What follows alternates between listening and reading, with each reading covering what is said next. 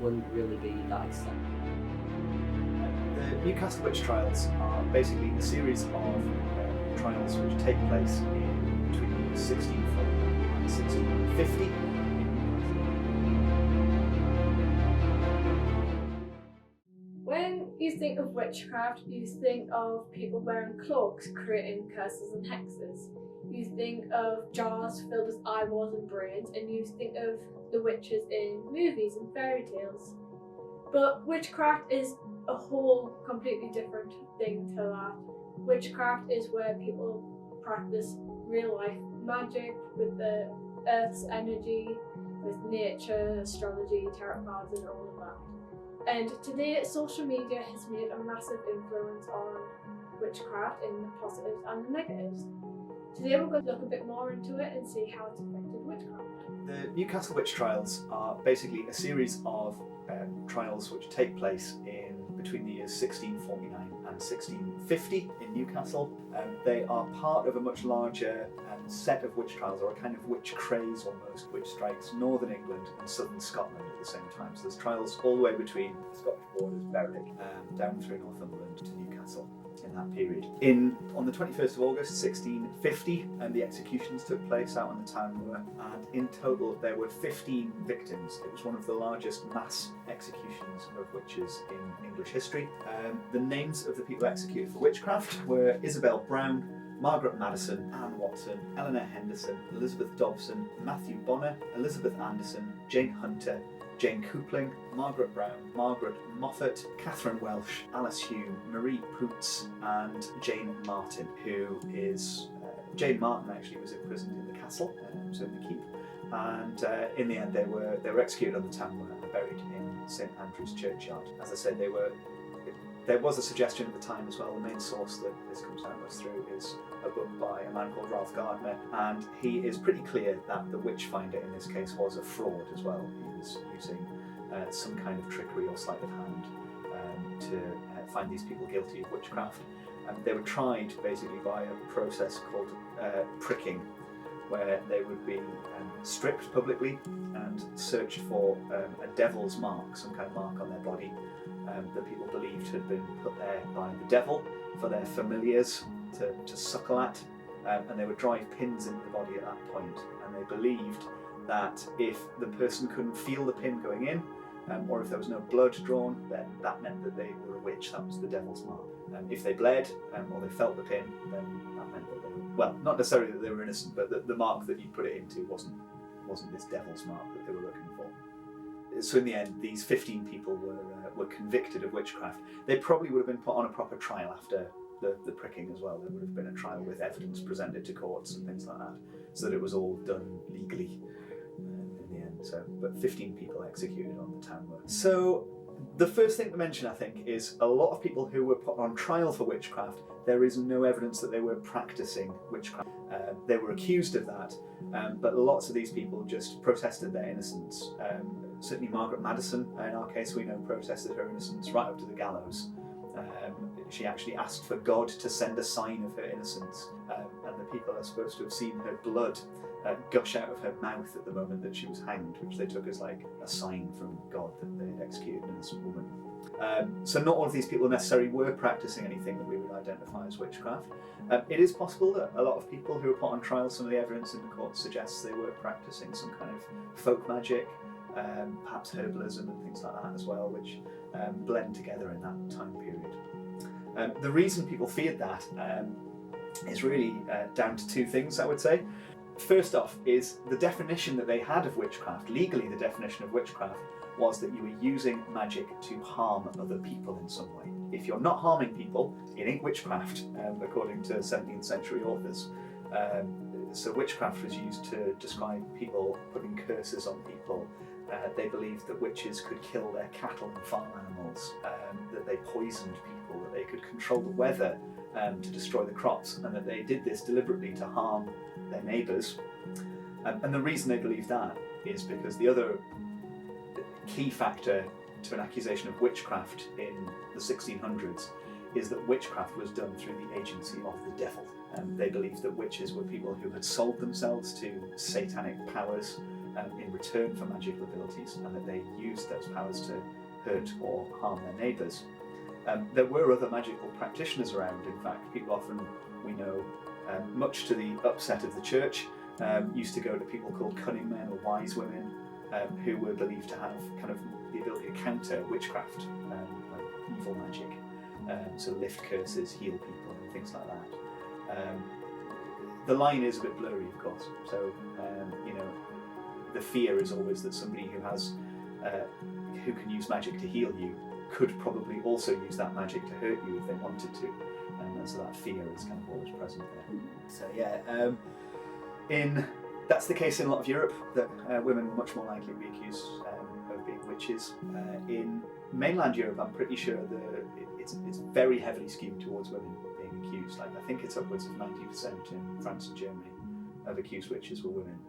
In England, it's something more around, it hovers between, I think, 3/4 and 2/3 of all accused witches were women, with the remainder being men. It's kind of worth remembering that we tend nowadays to use the word witch in quite a gendered way, I think.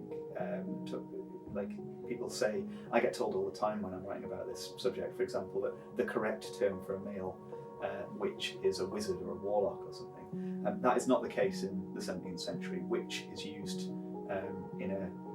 largely in a gender neutral way. It can be used for either gender. But women were certainly seen as being much more likely to be witches. I think there's two reasons behind that.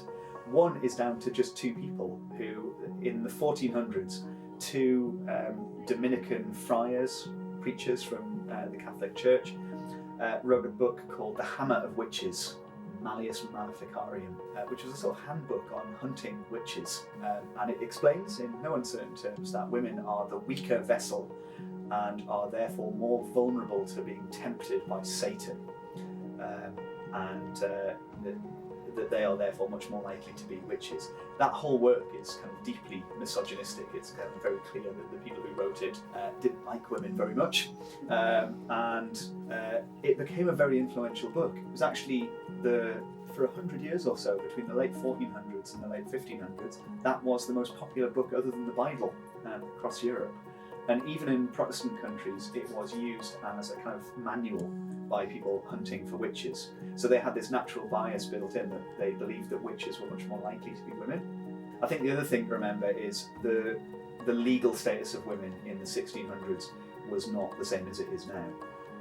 A woman, particularly like an unmarried woman or an older woman whose husbands maybe died, doesn't have the same legal protections as men would have in that period, and so they were more marginalised. They were much more likely to be able to be bullied by the community, and were much more open to being like legally persecuted in a way that they couldn't escape from. It's no coincidence that it's not only mostly women who are accused; it's mostly poor women who are accused. If you were a rich enough woman who could afford a proper lawyer, nobody would touch you. But it's marginalised people who are usually accused. Witchcraft has changed a lot over the years. People have stopped looking for witches and trying to hunt them down. They have stopped doing witch trials, and they have allowed witches to live more freely. However, the fear of being caught still lingered about for quite a while, and people kept their practice to themselves, and that's why there's not a lot of historical stuff on it. However, throughout time, witchcraft has become more known around the world, and people have been more interested in it. With that, people have been more open to witchcraft, more open to talk about it, and it's became really big on social media, on the likes of Facebook, TikTok, and Instagram. I feel like it's become more of a globally accepted topic, because I remember back in the day, it wouldn't really be that accepted, and if you were a witch, die. But now it's become more of a, like I said, a globally accepted topic that people can be invested in and not have to worry about, being torched or whatever. People, if you used to think that you were a witch, you'd be dead within like a week or something. But I definitely do think that it's become more accepted because of social media, because there's things like TikTok, YouTube, because people are making content on it. I don't know a lot about witchcraft. I know about like tarot cards and manifestation. That's about as far as my witchcraft knowledge goes. But overall, I mean, I do think that the subject is great to look on every now and then, for my own personal enjoyment, and also to see if there's any way I can manifest, I don't know, win the lottery or whatever. I think social media and the internet have influenced witchcraft positively, but also negatively. Positively because witches, especially new ones, can get the information they want on like a new subject. For instance, tarot cards. They can go through TikTok, the internet to get the research they need. Negatively, there's a lot of fraud witches out there using TikTok and the internet. There's a lot of misconceptions and misinformation. You'll be told one thing, but the internet tells you another. So I think it's kind of important as a historian when you're talking about this kind of thing to differentiate between what I would normally call something like contemporary witchcraft and historical witchcraft. And I think as well, you've got to remember, I think there is another kind of witch, which is the witch that goes from the witch trials into the kind of fairy tales and sort of stories of people in Europe as well. So there's almost kind of three separate witches there. I think modern witchcraft or contemporary witchcraft is a lot more of a religious practice. It really sort of grows out of the sort of pagan revival movement, sort of late 1800s into the early 20th century. You've got people like Gerald Gardner, Doreen Valiente, and people like that who are practicing witchcraft, but they see it as the survival of a religious practice. So it doesn't have that same sense of being very negative. I think that's really the thing. It's kind of seen as being more beneficial, nature focused, or kind of focused even potentially on being kind of more helpful to the community.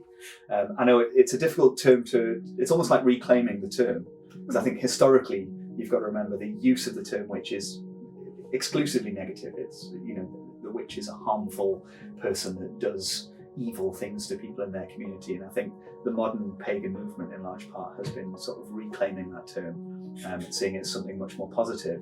And I think it's no coincidence that it kind of takes off really, I think, in the kind of 60s and 70s as well, and that's a big boost, and I think it's undergoing another one right now.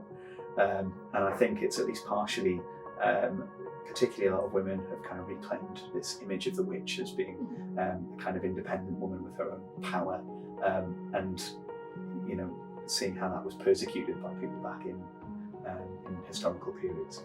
So I think it's undergoing a really interesting kind of time at the moment. I think witchcraft, social media has been a big part of that. I'm not on TikTok, but I am on Instagram a lot, and Witches of Instagram is a really popular hashtag as well. It pops up all over the place, and that kind of witch aesthetic and the image of the witch is kind of everywhere in pop culture at the moment. So it's a really interesting topic. I feel like social media has impacted it in a really great way because it's more heard of. TikTok has loads of videos of it to help you out. You learn about manifestation, tarot cards are the ones that I've seen mostly on social media. Also, it's became a more positive thing for people to talk about and not negative. And people aren't thinking about the past, thinking about the future with it. Overall, social media has made a massive impact in witchcraft, positively and negatively. First, let's look at the positives. Witchcraft has been more known, it's been more accessible, more accepted, and a lot of spread information about how witchcraft is different to what people used to think it is, and it's also shared the history of witchcraft. People have also managed to create businesses helping other little witches get their needs for the rituals. And it's helped create small communities like Facebook groups or create like TikTok accounts and create a small community. Negatively, it has also created a lot of scams. Some people have been spreading false information, and there's also been people telling you to do this and do that, when really you can do what you want. But overall, I think it's been a very positive impact.